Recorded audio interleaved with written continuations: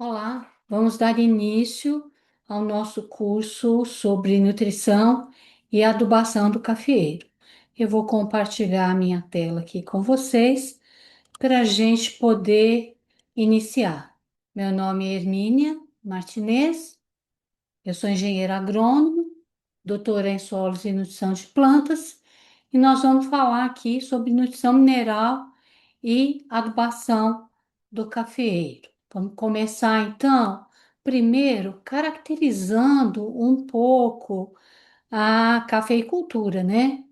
Vamos fazer uma introdução do assunto, primeiro conhecendo um pouco sobre a cafeicultura, né? Principalmente no nosso país. Para começar, nós vamos falar um pouquinho do panorama geral da cafeicultura, começando por um histórico, um pouquinho da história da cafeicultura. O café é uma bebida extremamente apreciada no mundo, e a lenda mais antiga sobre a cafeicultura data de 15 séculos antes de Cristo. Aqui é uma representação de um desenhista francês do século XIII sobre essa lenda. Então, essa ilustração é sobre Caudi e suas cabras dançantes. A lenda mais antiga sobre a cafeicultura diz que um pastor etíope, porque o centro de origem do café arábica é a Etiópia, um pastor etíope, ele percebeu que as suas cabras ficavam muito mais alegres, mais espertas, quando comiam as folhas de um certo arbusto. Aí esse pastor contou isso para o monge de um monastério ali próximo. E o monge ficou muito interessado nessa planta, porque eles tinham bastante dificuldade de não cochilar, de não adormecer durante as orações noturnas. Aí esse monge passou a estudar essa planta, até que ele descobriu que a infusão dos frutos torrados permitia que eles se mantivessem acordados durante as orações vespertinas. E essa é a lenda mais antiga sobre o café que veio passando de boca em boca ao longo do tempo. Quais foram os caminhos do café pelo mundo? Da Etiópia, né, que é a lenda mais antiga é do século XV a.C., ele foi levado para a Arábia pelas invasões etíopes. Na Arábia, ele foi considerado um tesouro e não se permitia que se retirasse do país nenhuma semente, nenhum fruto que não fosse torrado e nenhuma planta. No entanto, como a gente sabe, os muçulmanos têm que fazer uma visita a Meca, ao menos uma vez na vida, tá? E peregrinos que iam a Meca contrabandearam o café para a Índia por volta do século XIII, século XIV da era cristã. Bem, da Índia acabou que ele foi levado para a Holanda. Na Europa, ele entrou de diversas maneiras, em diversos pontos, e muito que se fala da introdução do café na Europa não tem muita precisão histórica. Então, da Índia, ele foi levado para a Holanda por comerciantes turcos. Bem, um botânico, Raoulf, introduziu ou levou o café para a Alemanha após ter contato com o café em Alepo, na Síria, em 1582. Agora, como ele era botânico, a gente não sabe se ele levou plantas vivas, herborizadas, mas ele conheceu o café e levou o conhecimento dessa planta para a Alemanha. Em Veneza, ele entrou levado de um jardim turco no Egito. Os holandeses, no século XV depois de Cristo, introduziram o café na ilha de Java, já tentando plantar e explorar o café. Bom, na França, ele entrou na corte de Luís XIV como um presente do embaixador de Mohamed IV, à corte de Luís XIV. E em 1671 surgiu o primeiro café em Marselha. Antes disso, o café era vendido nas ruas, como no Cairo, tá? Na verdade, os precursores dos cafés europeus, que são estabelecimentos que vendem café, onde as pessoas se reúnem para conversar, para passar algumas horas agradáveis, os precursores eram casas de café que existiam, é, no mundo muçulmano. Eles não, tomam álcool, como a gente sabe. E os locais onde se tomava café eram locais de meditação, locais, vamos dizer assim, de reverência. Mas eram locais muito bonitos, muito bem decorados, e as pessoas começaram a se reunir ali para conversar pelas tardes. Logo, os comerciantes também começaram a se reunir nesses locais, os estudiosos, os artistas. Então, esses foram, na verdade, os precursores dos cafés europeus. O primeiro foi em Marsella, em 1671. Bem, de Java, o café foi levado para o Jardim Botânico de Amsterdã em 1706. E do Jardim Botânico de Amsterdã, ele foi levado para o Jardim Botânico de Paris em 1714. Das plantas do Jardim Botânico de Paris, ele foi introduzido na Martinica. E aí já existe uma lenda também. Dizem que o Gabriel Mathieu de Clier pegou uma planta de café do Jardim Botânico de Paris e embarcou com elas no navio em direção à Martinica. E durante esse trajeto, durante essa viagem, ele sofreu tempestades, sofreu ataques de pirata que queriam roubar essa planta e conseguiram sobreviver a todas essas adversidades. E no final da viagem, eles já tinham que dividir a escassa ração de água potável com a sua plantinha de café para que ela não morresse. E esse foi o café introduzido na Martinica, que foi a base da expansão da cafeicultura pela Venezuela, Colômbia, Antilhas e América Central. Bem, do Jardim Botânico de Amsterdã, o café foi levado para o Suriname. E do Suriname, ele foi levado para a Guiana Francesa, para Cayena. E foi em Cayena que o Francisco de Melo Palheta foi buscar o café para introduzi-lo no Brasil em 1727. A história diz que ele foi ali numa missão de fronteiras, mas que na verdade ele queria mesmo era obter plantas de café. E ele foi agraciado por muitas sementes, com muitas sementes e algumas plantas pela esposa do governador da Guiana Francesa. E assim ele introduziu o café no Brasil, no Pará. Bem, com mais precisão histórica, a gente tem que os ingleses introduziram o café na Jamaica em 1730 e essa introdução na Jamaica foi a base da expansão do café pelo Caribe. Bem, então o café entrou no Brasil, no Pará, em 1727, pelo militar Francisco de Melo Palheta. Obviamente, o coffee arábica não teve bom desenvolvimento no clima quente do norte do país. Ele foi se deslocando, alcançou o Nordeste, onde não substituiu os cultivos de algodão e de cana, né? Que a cana na época tinha o seu apogeu, né? Os engenhos de cana-de-açúcar no Nordeste brasileiro. E aí ele foi descendo, né? E muito tempo mais tarde, lá nos anos 1800, quase 100 anos depois, é que ele foi ter expressão econômica no Brasil.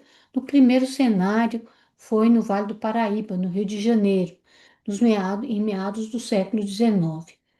Ali, as florestas subtropicais foram cortadas, os solos eram férteis, né, nessa região, devido à matéria orgânica acumulada sob a floresta. As altitudes eram adequadas, entre 300 e 900 metros, o clima temperado, chuvas bem distribuídas, encostas convenientemente expostas ao sol e abrigadas de ventos fortes, e a exportação era fácil pelo porto do Rio de Janeiro. Só que a topografia era acidentada e os solos muito erodíveis. Então, num prazo de 100 anos, houve o apogeu e o declínio dessa região cafeicultora.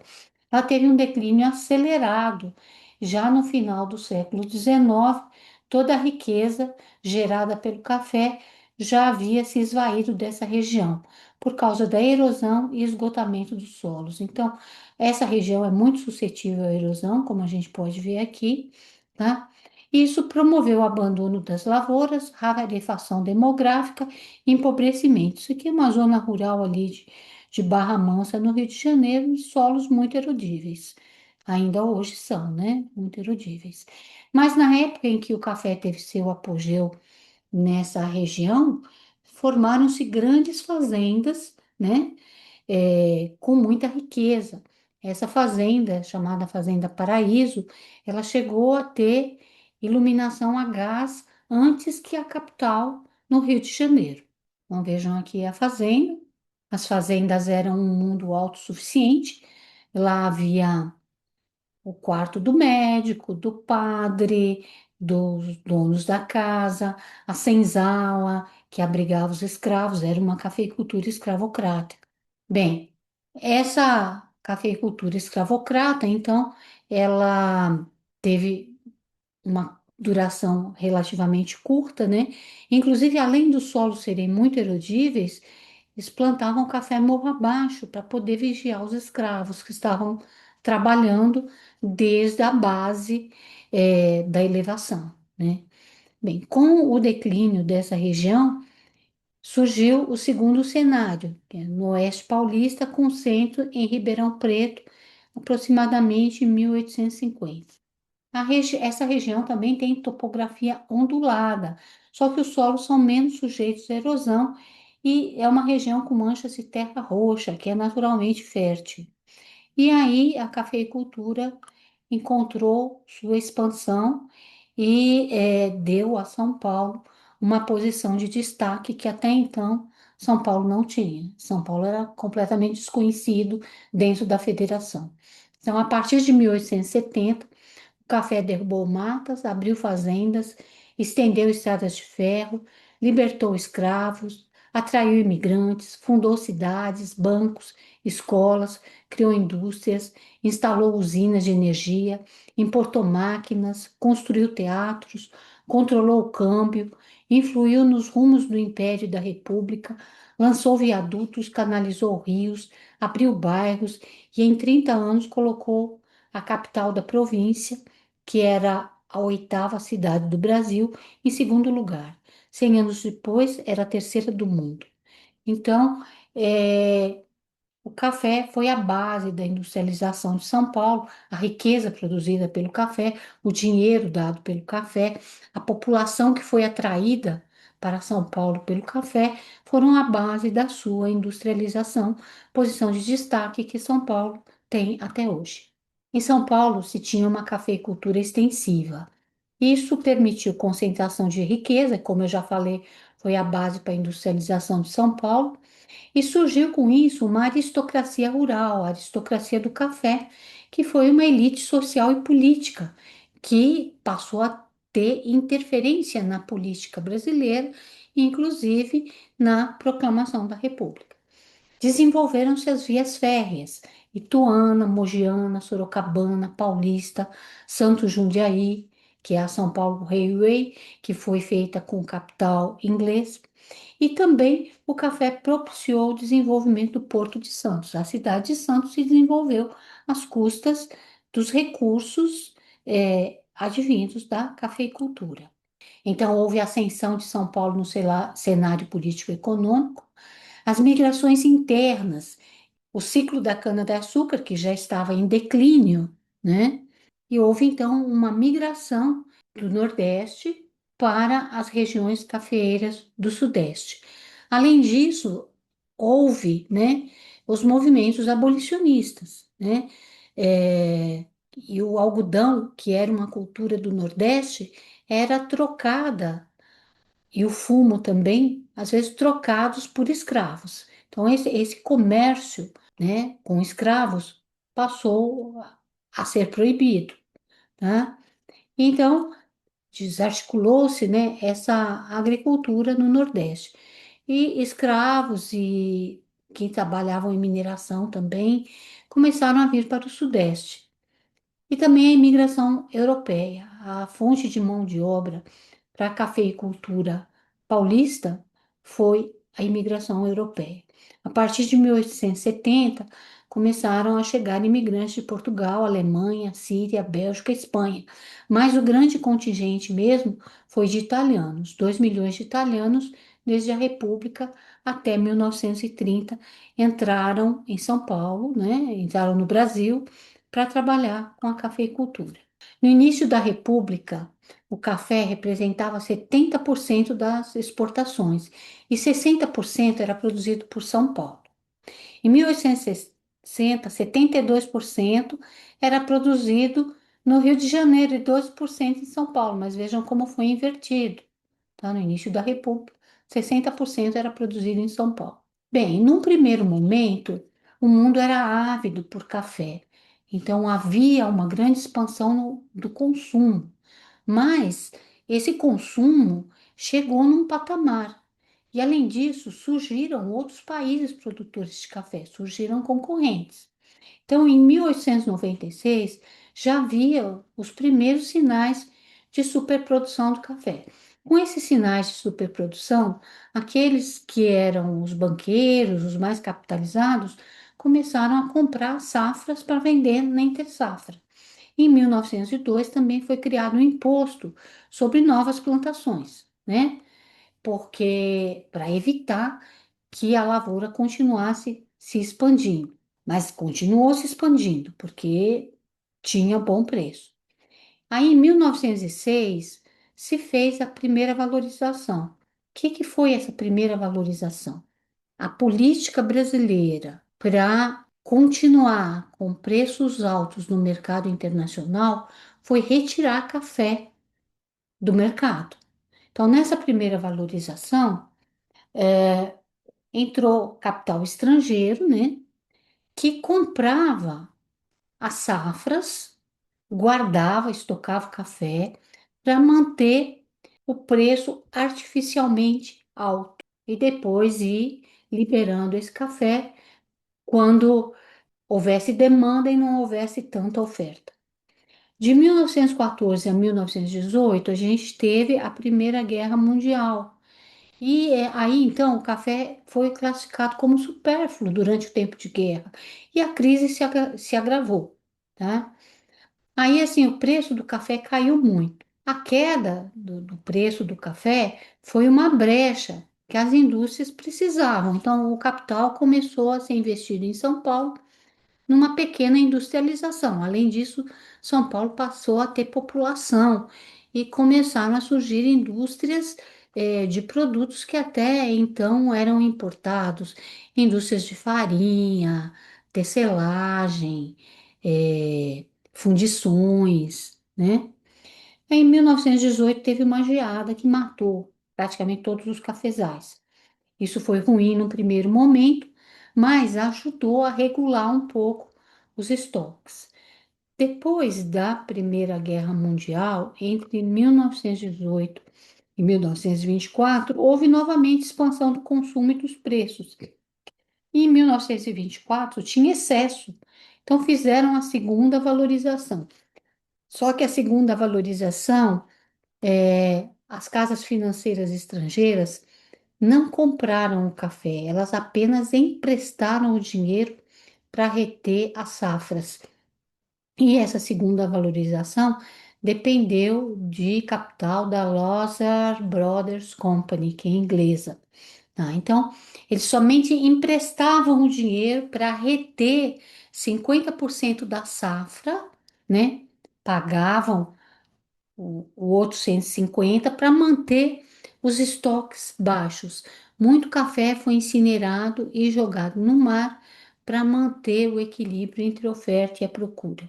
Só que daí, em 1929, com o crash da Bolsa de Nova York, as lavouras estavam endividadas, deviam a esses credores que financiavam a retenção do café. Os estoques vieram a público, vieram à baila, os financiadores cobraram os empréstimos e o grande domínio do café se esfacelou. Houve um empobrecimento repentino, né? Houve a quebra desse ciclo do ouro verde, que era, então vejamos bem isso resumidamente. Brasil, ele chega em 1727, 1770 atinge a Bahia, depois chega ao Rio de Janeiro, na região de São Marcos e Resende, né? E também na região de Valença, Vassouras, Paraíba do Sul, 1825. Aqui foi o primeiro cenário com uma cafeicultura escravocrata. Mas ao mesmo tempo que de São Marcos e Resende, ele chega a São Paulo, sul de Minas e depois Paraná, tá? Aqui a gente tem uma cafeicultura com mão de obra estrangeira, o ciclo do ouro verde, até acontecer o crash da Bolsa de Nova York em 1929. Bem, e quais foram as consequências da ascensão e queda da cafeicultura? Primeiro que houve mudanças nas relações de trabalho. Se estabeleceu o colonato, tá? Então, num primeiro momento, os colonos eram muito maltratados, porque se o costume, né, no país era lidar com mão de obra escrava, tá? E os colonos começaram a se revoltar contra os maus tratos, tá? Então, as relações de trabalho foram discutidas e melhoradas, porque senão ninguém mais vinha. Os italianos escreviam para os parentes e para os amigos que não viessem para o Brasil. Bom, outra coisa é que as terras depauperadas, né, como na região do Vale do Paraíba, ou mesmo em São Paulo, a cafeicultura não era conservacionista. Havia terras em abundância. Então, quando um determinado local ficava depauperado, abria outro. Derrubava a mata, derrubava a vegetação nativa e estabelecia outra plantação. Só que essas terras, abandonadas acabavam sendo compradas por colonos italianos, japoneses, que foram diversificando a agricultura. A industrialização de São Paulo, o café deu dinheiro, população, demanda por produtos até então importados. O imigrante era mais hábil para a indústria, né, tinha mais treinamento e os que não foram para as lavouras acabaram ingressando na indústria nascente. E houve um crescimento da economia do Estado que permitiu essa industrialização também. Entrou capital estrangeiro, que financiava a produção, comércio, exportação, transporte, principalmente as ferrovias, distribuição nos países consumidores e processamento industrial. Bem, grande riqueza gerada pelo café ainda hoje está nos países consumidores e que processam o nosso café. Compram o café cru, café verde, e processam e redistribuem pelo mundo. E houve também, como consequência da ascensão e queda da cafeicultura, a desintegração do grande domínio agrário, e o surgimento de outros produtos na agricultura paulista. Bem, então aqui o mapa, né, das ferrovias, né, que tinham por objetivo trazer o café até São Paulo e até o Porto de Santos, onde ele era exportado, tá? A Santos Jundiaí, essa aqui, que era inglesa, só ela podia trazer o café até o Porto de Santos. Então, as outras tinham que vir até São Paulo ou até Jundiaí, porque esse transporte até o Porto de Santos era monopólio da Santos Jundiaí, que era inglesa, capital inglês, né? Então, as grandes fazendas, que eram um mundo em miniatura. Ali se encontrava tudo, né? Isolado do restante. Bem, então, só para exemplificar, né, o- as mudanças que o café trouxe a São Paulo, né? A Estação da Luz em São Paulo, que foi inspirada no estilo neoclássico, que é um exemplo de grandiosidade e elegância arquitetônica. Foi um projeto do arquiteto britânico Charles Henry, e foi construído em 1895 e 1901. e ela foi financiada com capital inglês, né, que era uma ferrovia de 159 quilômetros que ligava a Santos, Jundiaí a Santos, passando pela capital. Hoje a gente tem aqui, nessa estação, o Museu da Língua Portuguesa, que vale a pena visitar. E a própria estação, é uma joia. Aqui também nós temos a Sorocabana, né? Tem a estação Júlio Prestes, que é pertinho da Estação da Luz, mas ela trazia o café até ali na Estação da Luz e ali ele era embarcado na outra ferrovia para chegar em Santos. Esse foi um projeto estilo Luiz XVI e ele foi premiado no Congresso Pan-Americano de Arquitetos, né? Aqui é a Estação Júlio Prestes, igualmente uma joia arquitetônica, onde atualmente a gente tem a Sala São Paulo de Música, que é uma das salas de música mais modernas do mundo. Em Santos, que se desenvolveu às custas do café, surgiu a Bolsa Oficial do Café. Essa é esse é o prédio, né? Esse é o palácio que abrigava a Bolsa Oficial de Café, que hoje é o Museu do Café. Então, ela foi criada em 14/7/1914. Em 1922 foi transferida para esse palácio e hoje abriga o Museu do Café e é um patrimônio histórico nacional. Aqui é um vitral que tem na Bolsa do Café, né, no Museu do Café atualmente, é a visão de Anhanguera, tá? Muito maravilhoso também. Bem, e aqui a transformação pela qual passou São Paulo. Bom, os bondes movidos à energia elétrica chegaram a São Paulo em virtude do desenvolvimento de São Paulo às custas do café. E a Avenida Paulista, que é o centro financeiro do país, né, no início do século XX, com as casas, né, os palácios dos barões do café. Infelizmente, não foi deixado nenhum, né, como testemunho histórico. E aqui a Avenida Paulista, o mesmo local, em 2010. Aqui o Vale do Anhangabaú, na época, né? E aqui o Vale do Anhangabaú, esse e esse são o mesmo local, tá? Aqui o Vale do Anhangabaú em 2010.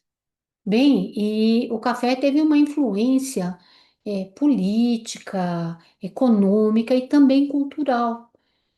Esse quadro mostra os trabalhadores do café.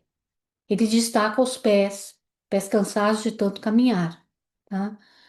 Pés que inspiravam piedade e respeito e sustentavam um corpo fragilizado.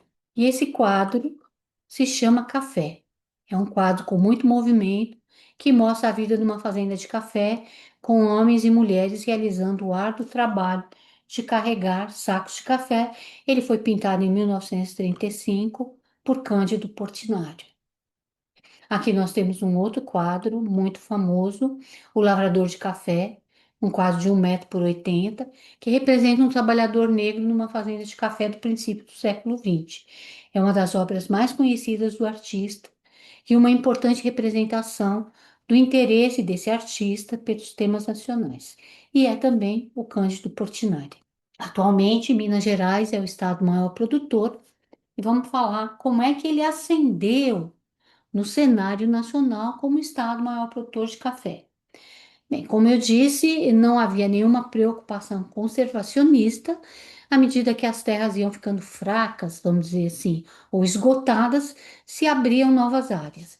Então, as terras esgotadas do extremo oeste de São Paulo acabaram sendo substituídas pelas do norte do Paraná, que eram terras férteis, terra roxa, mas só que eram em regiões sujeitas à geada. E teve grandes perdas. O café Paraná chegou a ser o estado maior produtor, tá? Só que eles tiveram grandes perdas com geadas em 69 e 75. Tá? No final da década de 60, Paraná desbancou São Paulo, passou a ser o maior produtor de café, tá? Também havia aumento de produção e excesso de estoques. E houve um plano de erradicação de cafezais em 62 e 66, tá? Bom, então, como tinha aumento de produção e excessos de estoque, novamente cai o preço. Aí se pagava para arrancar café. Aqui ainda por cima teve geadas, muito séria em 69, tá? Então começou o parque cafeeiro a diminuir. E a geada de 75 matou todos os pés de café do Paraná. E na época estava entrando soja, tá? Então muito do café foi substituído pela soja, tá? De 61 a 75, então houve redução do parque cafeeiro, tá? E queda na produtividade. Estavam pagando para arrancar, ninguém cuidava do café. Bem, daí se detectou que ia ter escassez a partir de 71, 72, com previsão de extinção dos estoques a partir de 75. Bem, então primeiro pagar para arrancar, daí pagar para plantar. 69, 70 surgiu o plano de renovação e revigoramento dos cafezais. Em 68, os maiores produtores eram Paraná, São Paulo, Minas Gerais e Espírito Santo. Tá? Nesse plano de renovação e revigoramento dos cafezais, havia estímulo ao crédito, se dava crédito e assistência técnica para cafezais que fossem implantados com práticas agronômicas mais modernas. Então, se dava crédito para plantio de novas variedades, com novos espaçamentos, para compra de fertilizante. E Minas Gerais, o sul de Minas, dobrou a população cafeeira entre 69 e 76. Tá? Também, nessa década, com esse plano de renovação e revigoramento dos cafezais, começou a se estabelecer a cultura do café no Cerrado Mineiro e Alto Paranaíba, que era visto por muitos como uma loucura, porque se considerava que café se desenvolvia bem em terrenos férteis, e a gente sabia que os terrenos do Cerrado têm baixa fertilidade. No entanto, o Cerrado tem solos com boas características físicas e topografia muito adequada para mecanização. Atualmente, a gente tem nessa região a cafeicultura mais tecnificada do país.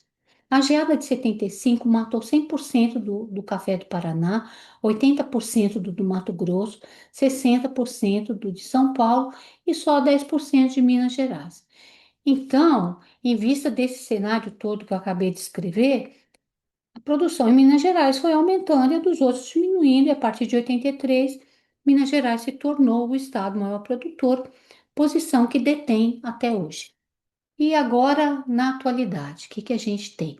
Então, nós temos aqui os 5 estados maiores produtores em 2025. Então, ó, Minas Gerais, isso aqui é Minas Gerais, São Paulo, Espírito Santo, Bahia e Paraná, tá?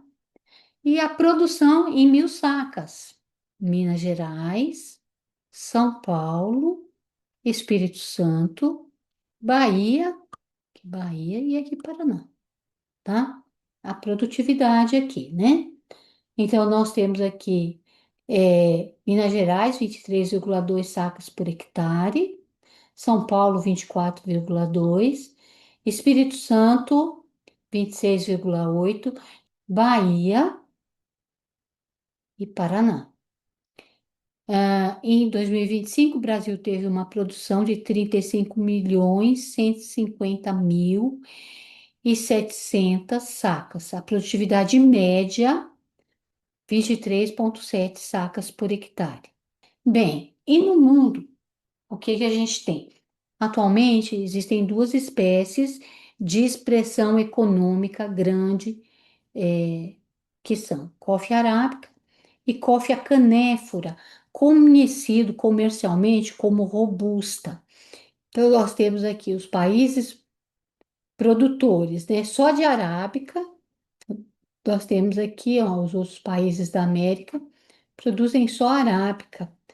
México, América Central, a maioria produz só arábica também, à exceção aqui da Guatemala e na América do Sul, o Equador, que produz arábica e robusta. Aqui nós temos aqui na África, muitos produzem robusta, tá? Índia, Indonésia, a gente tem aqui, Filipinas e Vietnã, aqui, ó. O Vietnã tem crescido na produção de café, mas ele produz principalmente o canéfora, chamado também de robusta. tá?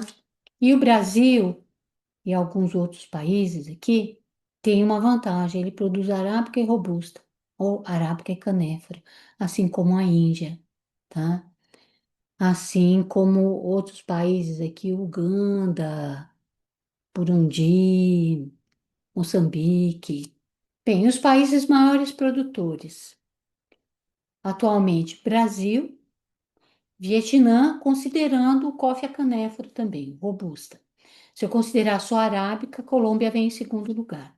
Brasil, entre 29%, Vietnã 19%, Colômbia 9%, Indonésia 5%, Uganda 4% e outros países. Bem, esses então são os maiores produtores. Eu vou voltar um pouquinho aqui, ó. Colômbia e Indonésia, por vezes, trocam de posição. Às vezes, a Indonésia produz um pouco mais que Colômbia, às vezes, Colômbia um pouco mais que a Indonésia, né? E Vietnã, a maior produção deles é de coffee a canéfora. Bem, além disso, como é que evoluiu o consumo do café no mundo? Então, a gente teve uma primeira onda de consumo de café que começou em torno de 1800, com a expansão do consumo ao redor do mundo. O café é uma bebida das mais apreciadas. Em 1901, Satoru Kato, um japonês, ele inventou o café solúvel. Nos anos 30 do século passado, a empresa Illy inventou a máquina de expresso a ar comprimido. Aí houve uma difusão, né, maior do café. A segunda onda de consumo do café começa em torno dos anos 70 do século passado. Em 1971 surgiu o Starbucks, tá? Que difundiu o consumo do café expresso pelo mundo. E em 1975 foram criadas as cápsulas da Nespresso, que foram patenteadas no ano seguinte, mas que atualmente a patente já expirou. Existem muitas cápsulas, inclusive pequeno produtor está conseguindo fazer cápsula de café.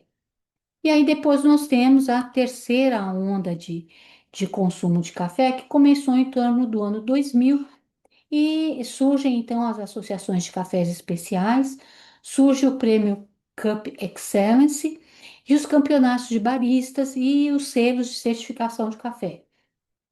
E os consumidores passam a demandar maior qualidade, rastreabilidade, transparência, denominação de origem e surge então a Slow Coffee Experience, que é a satisfação, o prazer de tomar café, tá?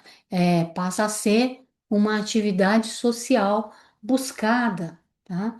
Para se ter prazer, para se tomar uma bebida acompanhado de amigos, de pessoas agradáveis e conversar. E isso tem se difundido bastante, tá? Até a terceira onda de consumo de café, aumentando então o consumo de café especial, que tem crescido bastante no nosso país, a produção e o consumo de café especial. Pessoal, isso era o que eu queria falar para vocês hoje, só para a gente se situar antes de começar a falar propriamente sobre nutrição e adubação no café. Até a próxima.